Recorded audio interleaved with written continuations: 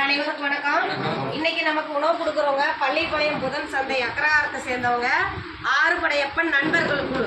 அவங்க இன்னைக்கு நமக்கு உணவு கொடுக்க வந்திருக்காங்க. உணவு கொடுக்குற அவங்க குடும்பம், தொழில், வாழ்க்கையில் அனைத்து செல்வம் பெற்ற நீடுகள் வாழ நமது பாசமார்க்கட்டளை பாசமுயலும் சார்பாக இறைவன்கிட்ட ஒரு பிரார்த்தனை வச்சுக்கலாம்.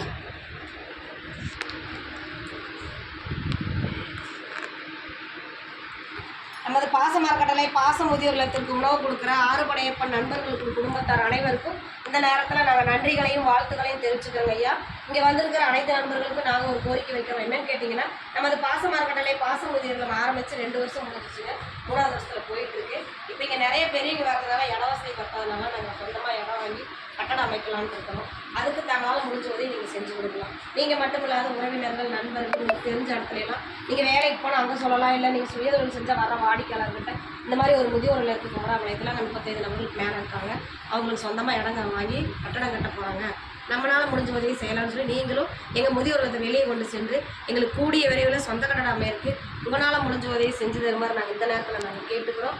உணவு கொடுக்குறவங்களுக்கு மீண்டும் ஒரு முறை நன்றிகளையும் வாழ்த்துக்களையும் எங்கள் முதியோர் சார்பாக கேட்டுக்கிறோம்.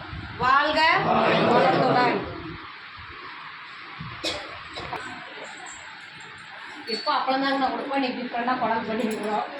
வீட் மட்டும் பண்ணல, ஏன்னா நேற்று ஜிலேபி சாப்பிட்டாங்க, எல்லாம் கொஞ்சம் சளியாக இருக்குது.